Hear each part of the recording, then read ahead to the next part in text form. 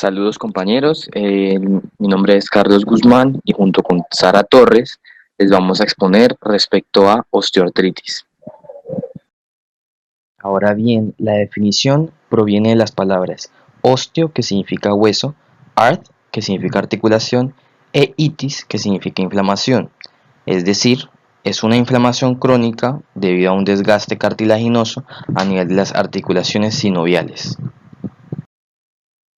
De esta manera, aunque el cartílago es el más reconocido en verse afectado, la cápsula sinovial como conjunto funcional también se ve alterada.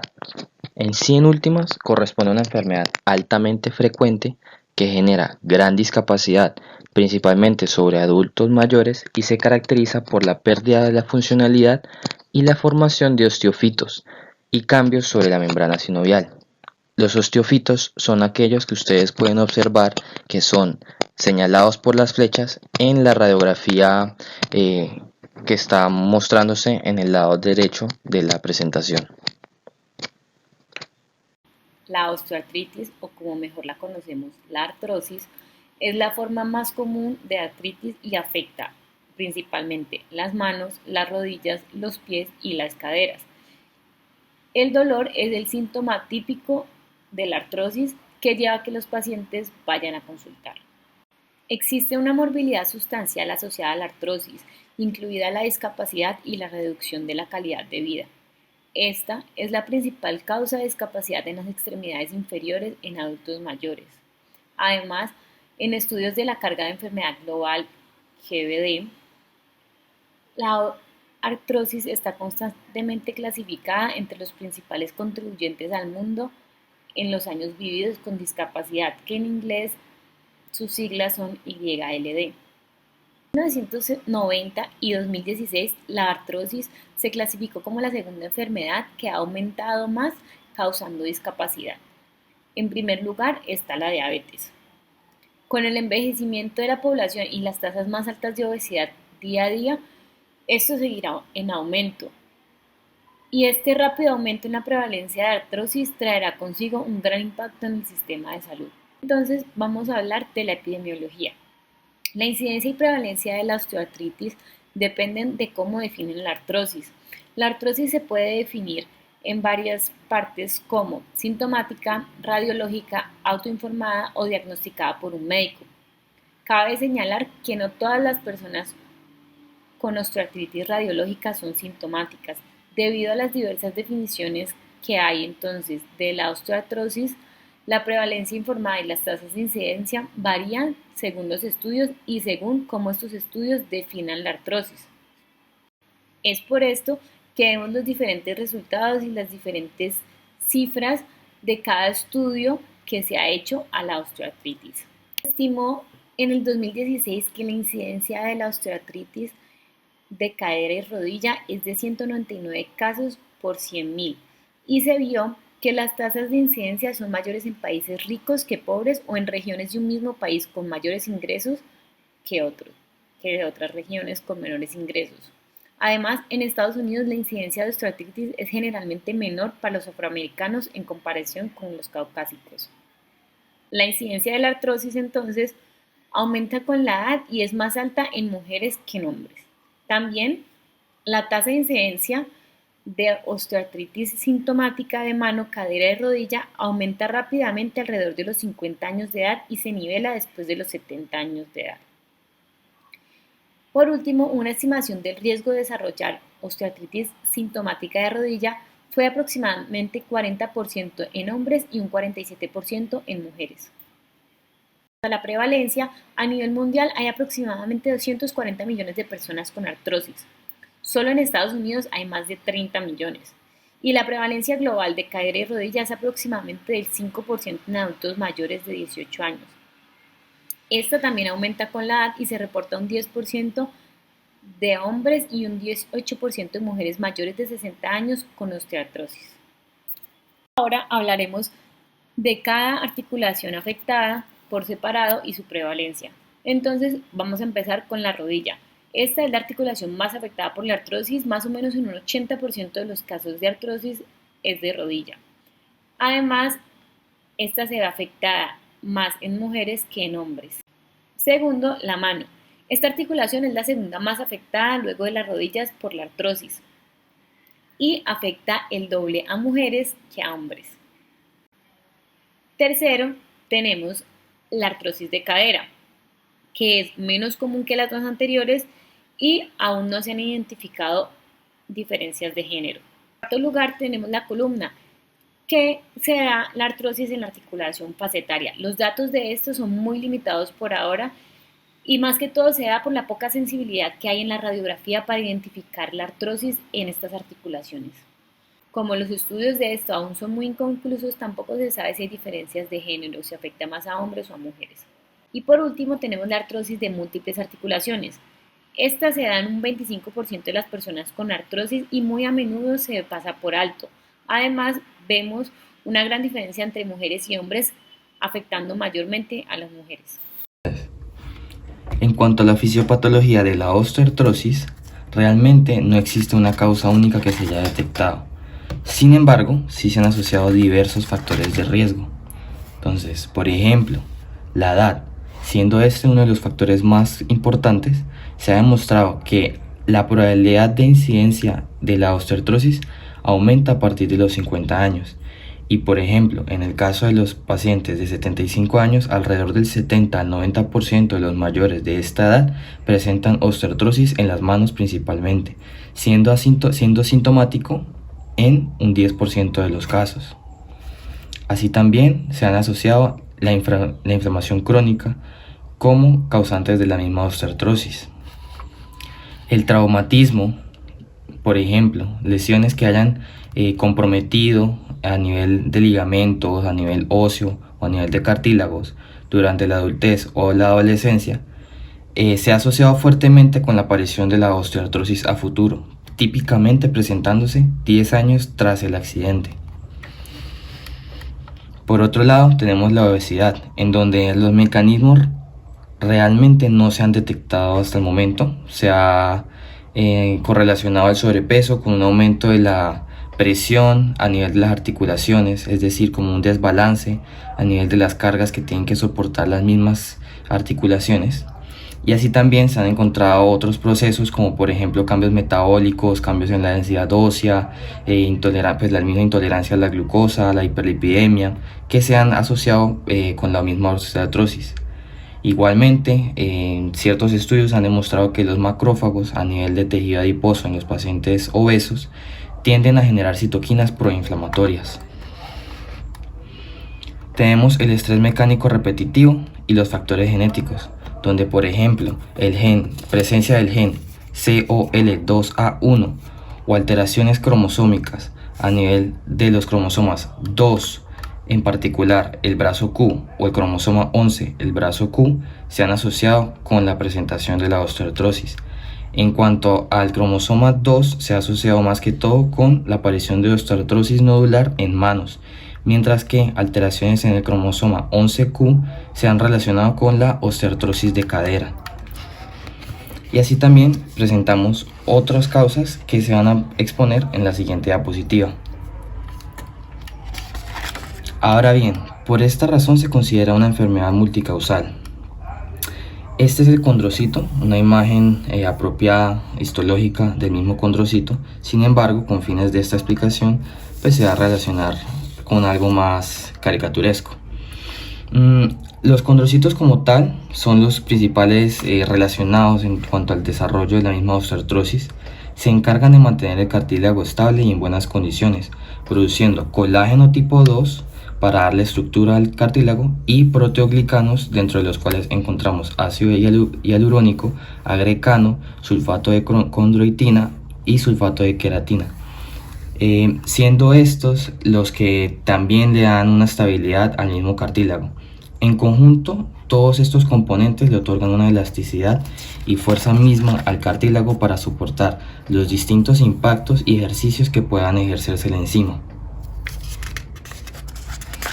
Ahora bien, debido a que los mismos condrocitos son los encargados de realizar procesos de homeostasis dentro del espacio sinovial, es decir, mantener estable todos los procesos dentro del cartílago, en el espacio sinovial, etc., Estos son los que son capaces de sintetizar sustancias que pueden destruir o, valga la redundancia, sintetizar cartílago mismo. Es por eso que cuando hay algún desbalance en las señales y se aumenta las vías degradadoras, que es el caso de la osteoartritis, el cartílago comienza a verse afectado. Es de esta manera como diversas asociaciones se han encontrado en cuanto a la actividad de la interleuquina 1 y el factor de necrosis tumoral alfa como causantes de la activación de los mismos condrocitos para que estos liberen metaloproteinasas y colagenasas que posteriormente vayan destruyendo al mismo hueso. Así también, este estrés crónico y repetitivo va a conllevar a que los mismos condrocitos terminen entrando en procesos apoptóticos y posteriormente se vayan acumulando en pequeños sectores que corresponden a condrocitos muertos. Así también, las mismas citoquinas ya mencionadas promueven la liberación de otras citoquinas, como la interleuquina 8, la interleuquina 6, LIF y PGE2, los cuales favorecen la resorción ósea y consecuentemente aumentan la degradación cartilaginosa. No obstante, ante las mismas señales degradadoras con consecuente destrucción cartilaginosa, los condrocitos intentan constantemente reparar lo perdido, es decir, de la misma manera como están destruyendo, otro sector también está intentando mantener la homeostasis por medio de la construcción del mismo cartílago. De esta manera, se encuentran constantemente sintetizando colágeno tipo 2 y proteoglicanos. Sin embargo, de manera crónica, estos se fatigan y comienzan a producir colágeno tipo 1, el cual no es tan efectivo a la hora de generarle la estabilidad al cartílago. Es así como la destrucción misma del cartílago, aquí denotamos el acúmulo o pequeñas lagunas que ya se habían mencionado de condrocitos, y la destrucción del cartílago, que va a ir liberando pequeños restos que van a estar en el espacio sinovial y van a entrar en contacto con la membrana sinovial, en donde van a ser reconocidos por macrófagos y linfocitos, activando las señales proinflamatorias que desencadenan estos mismos, empeorando como tal la situación. Es por ello que en ciertos pacientes es posible encontrar ciertas manifestaciones clínicas como lo son la sinovitis. Así también comienzan a formarse ranuras o pequeñas fracturas sobre el mismo cartílago que con el tiempo se van a ir rompiendo y van a empezar a dejar el hueso expuesto. Estos pedazos de hueso expuestos eventualmente terminan chocando mutuamente y es lo que es percibido por las señales nerviosas de dolor que van a expresarse en forma del dolor mismo. Así también, de la misma manera como vemos destrucción ósea, se empiezan a formar por medio de osteofitos alteraciones a nivel de las periferias del hueso, en donde podemos observar pequeños pedazos que comienzan a prolongarse, denominados osteofitos. Dentro de las otras causas etiológicas encontramos en la imagen izquierda las alteraciones o malformaciones morfológicas propias de cada persona. Entonces encontramos genu varo y genu valgo, los cuales precisamente como son malformaciones equivale a que habrá una distribución desproporcionada del peso sobre estas articulaciones y propiciará que a futuro se desarrolle la osteoartritis.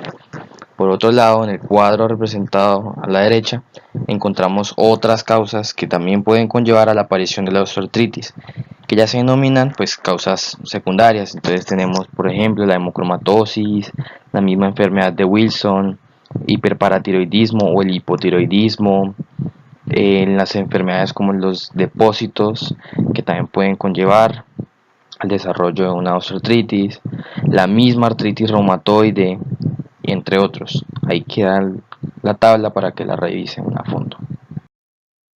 Dentro de las manifestaciones clínicas encontramos la aparición de dolor, inestabilidad articular, crujidos, rigidez matutina, bloqueos en el movimiento y discapacidad. En ciertos pacientes también es posible encontrar sinovitis. Ahora bien, en cuanto al dolor, este dolor se suele describir como un dolor quemante que aparece típicamente en horas de la mañana y en estadios más avanzados aparece durante el sueño, llegando a ser tan tremendo que logra despertar a las personas. En cuanto a lo de los estadios que están descritos ahí, se señalan tres estadios, 1, 2 y 3. El primero, en sí, un dolor agudo punzante en presencia de estímulos que puede limitar de forma leve o moderada la funcionalidad de la persona. El estadio 2 es un dolor constante que afecta las capacidades cotidianas de la persona y se puede asociar con rigidez. El estadio 3, un dolor constante asociado con picos de dolor y limitación marcada de la funcionalidad. Ahora bien, en cuanto a la rigidez matutina, que también se está descrita ahí, esta suele ser de 15 a 30 minutos. Otra parte de las manifestaciones clínicas que ameritaba tener su propia diapositiva son las deformidades óseas en forma de nódulos de Bouchard o nódulos de Everdeen, los cuales se observan en la presentación, siendo los nódulos de Everdeen más que todo a nivel distal y los nódulos de Bouchard más que todo a nivel proximal. Ahora bien, también vale la pena recalcar que es posible que se presenten una variación de la misma osteoartritis llamada osteoartritis erosiva, que en sí es la misma enfermedad, sin embargo se caracteriza con un cuadro más subagudo y presenta un dolor intenso, rigidez, enrojecimiento y en ocasiones parestesias, afectando exclusivamente a las articulaciones interfalángicas.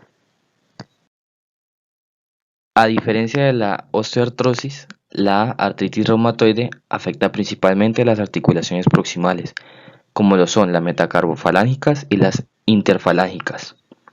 Suele presentarse con una inflamación marcada.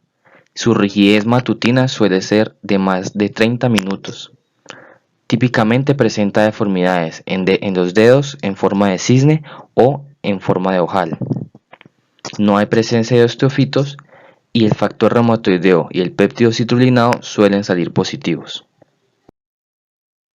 En cuanto a la artritis séptica, en contraste con la osteoartrosis, esta suele ser acompañada de síntomas infecciosos a nivel local sobre la articulación afectada y en ciertas ocasiones a nivel sistémico. También suele tener una progresión mucho más rápida y en ciertas ocasiones suele presentar una sinovitis mucho más marcada.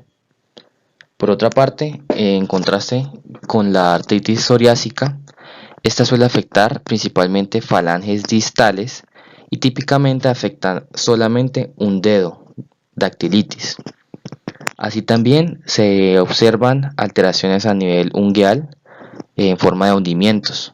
Es así como es característico ver hoyuelos como los que se demuestran en la imagen inferior y en varias ocasiones manchas color amarillo anaranjado conocidas como manchas de aceite y onicolisis, que son de la imagen superior.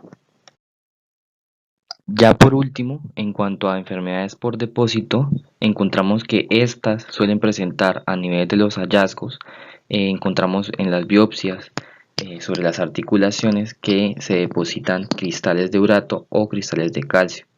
Así también suele comenzar afectando principalmente a nivel del pie, a nivel del hallux, y suele acompañarse por tofos. Ahora vamos a hablar del diagnóstico. El diagnóstico para la osteoartritis es más que todo clínico. Si es un paciente en la edad de riesgo con los signos típicos y los síntomas típicos de la enfermedad, este diagnóstico puede hacerse sin el uso de radiografías o laboratorios extra. Para este diagnóstico clínico, entonces vamos a tener en cuenta tres cosas. Primero, el dolor articular persistente relacionado con el uso en una articulación o en varias. Segundo, que la persona sea mayor o igual a 45 años. Y tercero, que presente rigidez matutina, pero menor de 30 minutos. Porque recordemos que si es mayor a 30 minutos, pensamos más en una artritis inflamatoria como la artritis reumatoide. Se hace un enfoque en el diagnóstico clínico, ya que los cambios estructurales que se verían en una radiografía pueden estar presentes en ausencia de síntomas y viceversa. Es decir, el paciente puede presentar cambios en las radiografías teniendo síntomas o sin tener síntomas, pero lo primordial para nosotros hacer el diagnóstico es que llegue el paciente y esté tanto en la edad de riesgo y tenga esos signos y síntomas típicos que ya dijimos anteriormente. ¿Cuándo sí vamos a necesitar evaluaciones adicionales como imágenes o laboratorios? Bueno, hay ciertas cosas que nos indican que debemos hacer evaluaciones extra, que son, primero, que los individuos sean jóvenes y tengan signos y síntomas articulares de osteoartritis, que eso es raro. Segundo, la presencia de signos y síntomas atípicos, por ejemplo, un sitio inusual, signos y síntomas de inflamación articular, dolor marcado en reposo y o nocturno y dolor rápidamente progresivo. También si tenemos síntomas constitucionales o pérdida de peso, además de los síntomas y signos articulares. Y por último, aquellos con dolor en la rodilla y que tengan un verdadero bloqueo, entonces ahí se puede sugerir un trastorno mecánico adicional, por lo que también vamos a necesitar otras evaluaciones. Entonces vamos a tener 3 tipos de diagnóstico. El primero, que es el clínico, que fue el que hablamos en la diapositiva anterior, y este se basa en observar los signos y síntomas típicos más los factores de riesgo. Segundo, que es de imágenes, en las que vamos a usar más que todo la radiografía, la resonancia magnética y la ecografía. Y por último, los laboratorios. Las pruebas de laboratorio adicionales pueden incluir una velocidad de sedimentación globular o una PCR. Los marcadores inflamatorios son normales en la osteoartritis y pueden ser útiles para excluir otros diagnósticos. Además, en pacientes con artralgias de la mano y una combinación de síntomas inflamatorios y mecánicos de las articulaciones, el factor reumatoide y los anticuerpos contra el péptido citrulinado cíclico se hacen para descartar artritis reumatoide. Debemos tener muy en cuenta lo que dije anteriormente. El diagnóstico de la osteoartritis es más que todo clínico, pero se piensa ya después en imágenes y laboratorios cuando hay signos y síntomas no tan típicos o los pacientes no hacen parte del grupo de factores de riesgo, no tienen factores de riesgo para osteoartritis y que se haga como un caso raro de incertidumbre. Ahí sí pensamos en imágenes y ya también más adelante en laboratorios. El examen radiográfico puede tener un papel en definir más que todo el pronóstico de los pacientes con osteoartritis sintomática, en vez de usarse tanto como para el diagnóstico. Sin embargo, los pacientes deben ser examinados cuidadosamente para excluir cualquier otra causa de dolor articular, como las lesiones periarticulares de tejidos blandos, que podrían indicar una tendinitis, una bursitis, una fascitis y que se hacen parecidos los síntomas. Entonces, se hace una investigación clínica al examen físico muy detallada. Y pues ya cuando todavía existe incertidumbre diagnóstica con respecto a la causa del dolor articular, se usarían ya imágenes más avanzadas como la resonancia magnética o la ecografía, que también pueden ser útiles si no nos sirvió en un principio la radiografía. Por último, el examen de líquido sinovial no se requiere rutinariamente para respaldar un diagnóstico de osteoartritis. Ese examen de líquido sinovial lo podemos ver más que todo en las artritis que son de tipo inflamatorias. Bueno, en esta diapositiva primero vamos a ver la radiografía. La radiografía es entonces la imagen de ayuda diagnóstica más usada para la osteoartritis. En ella podemos identificar osteofitos marginales, estrechamiento del espacio articular, que se puede medir mediante la radiografía y se usa a veces como medida sustituta de la pérdida de cartílago. También podemos ver la esclerosis subcondral y quistes. Además, la osteoartritis radiográfica asintomática en personas mayores se puede hallar de manera incidental, es decir, como en exámenes de rutina de los adultos mayores, a veces se dan cuenta sin ni siquiera ellos tener dolor o incomodidad en sus articulaciones, se puede hallar estos cambios radiológicos. Por eso es que al principio les decía que se hace una división o una clasificación de la osteoartritis como sintomática, radiográfica o radiológica, autoinformada o diagnosticada por el médico, al igual que asintomática o sintomática. En esta radiografía que ven a la izquierda de la diapositiva, se puede ver cómo hay afectación de las articulaciones distales más que de las proximales. Esto era lo que nosotros veíamos en semiología cuando veíamos las comparaciones entre artritis reumatoide y artrosis. Segundo, la resonancia magnética. Esta no es necesaria para la mayoría de pacientes con características clínicas y radiográficas típicas. Entonces, como les dije antes, la resonancia magnética solo se va a usar después de que hayamos hecho un examen físico minucioso que no nos haya arrojado resultados claros y que además hayamos hecho una radiografía y que la radiografía tampoco tenga cambios estructurales o resultados que indiquen una osteoartritis evidente. Y entonces en ese momento sí vamos a necesitar de un examen más específico que sería la resonancia magnética. Esta puede identificar la osteoartritis en los primeros estadios de la enfermedad antes de que se hagan evidentes en los cambios radiográficos de las radiografías. Esto quiere decir que si tenemos un paciente joven que no tiene ningún factor de riesgo, pero que tiene signos y síntomas articulares, y le hacemos una radiografía y en la radiografía no se ven cambios estructurales típicos de la osteoartritis y aún desconocemos la causa de estos síntomas, ahí pediremos una resonancia magnética. Esta nos va a dejar ver los defectos del cartílago y las lesiones de médula ósea, además de lo que ya se ve en una radiografía.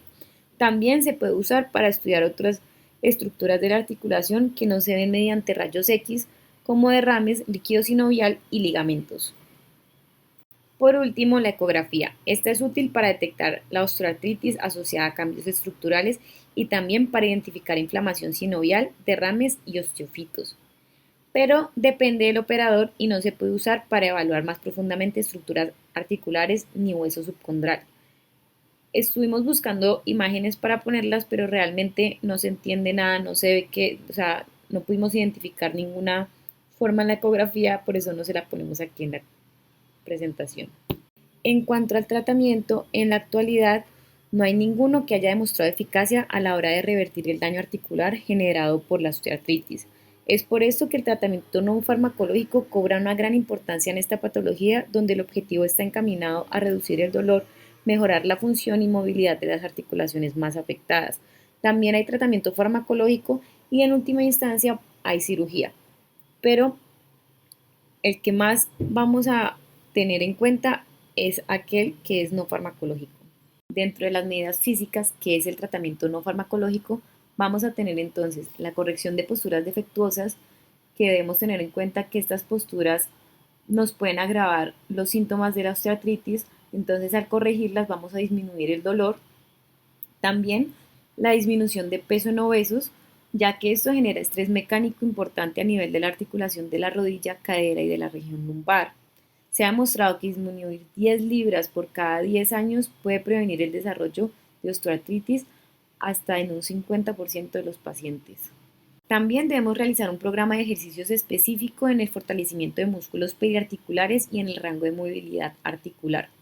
Esto es importante porque la falta de uso de una articulación a causa del dolor nos va a llevar finalmente a desarrollar una atrofia muscular que conduce luego a la degeneración del cartílago articular y al empeoramiento de los síntomas. Dentro de las medidas físicas están los dispositivos como el uso del bastón, que pueden ser útiles para evitar las sobrecargas innecesarias sobre las articulaciones afectadas, y las medidas de fisioterapia como aplicar calor o frío a la zona afectada pueden ayudar a mejorar síntomas por periodos cortos de tiempo. En las medidas farmacológicas podemos realizar el tratamiento mediante vías tópicas, orales o mediante formas más invasivas aplicando medicamentos directamente dentro de la articulación. Por su bajo costo, su eficacia y sus leves efectos secundarios, el acetaminofén es el medicamento de primera elección. La capsaicina es un gel de uso tópico que puede ayudar a reducir el dolor en manos y rodillas. Este es un analgésico natural que actúa produciendo la depresión de la sustancia P. De igual forma se suele usar lidocaína como anestésico local.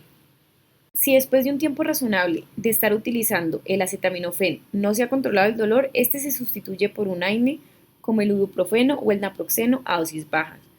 En caso de utilizar estos medicamentos se recomienda un agente gastroprotector como el misoprostol o el omeprazol. Y si los anteriores analgésicos no dieron alivio, se puede recurrir al tramadol.